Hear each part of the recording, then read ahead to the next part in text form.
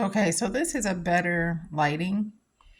Anyways, I've always been a person who always have said I would die for a loved one or Jesus and God.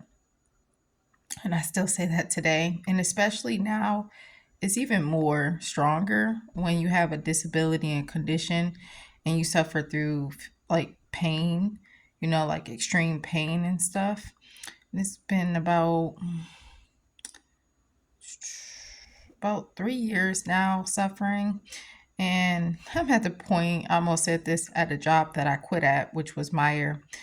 And they said I couldn't say that Jesus is coming because it can offend people. I'm looking for a remote job now because I've been working out of my field as a teacher assistant because I dealt with intense bullying and harassment, literally crying in the bathroom, hit by a teacher by the shoulder.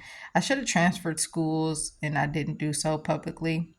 So, anyways, it was a very hard time for me after being with the company for almost 4 years. It was like 3 years and a half.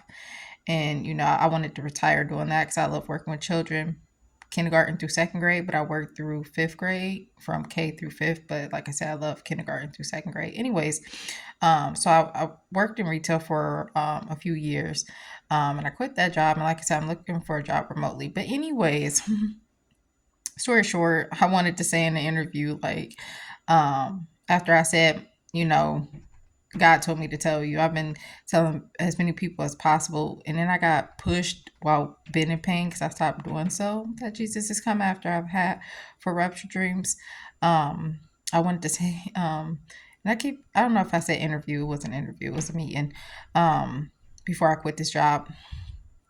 I wanted to say, um, if somebody came in here with a gun and was like, "Do you believe in Jesus?" to each person or the people that they was able to like hostage or whatever case or scenario, you can come up with numerous examples or situations that could happen where your faith is being tested and like you've been held accountable if you say yes or no. Kind of like what happened to Rachel Scott.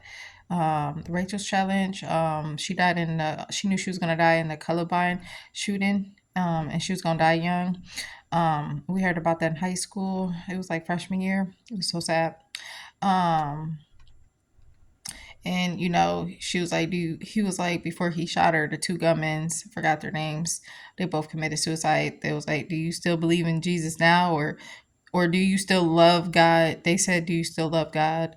And she said, "I do," or whatever. But anyways, I was about to say during the meeting, like, if a man came in with a gun, like, and held hostages or whatever, because there's a lot of shootings all over these days, theaters, etc., schools, etc. It don't stop, bowling alleys, etc. I would be like, or if they said, "If you believe in Jesus or whatever, God, we will shoot you or kill you." I raise my hand and step out, or will, however I do, and do whatever you got to do. I do believe in Jesus and God, and whatever I have to say to stand up in my faith and belief in them and love for them. I would be the one to step out and be the first one to let them take me out for my love for Jesus. That's how much I love them. God bless.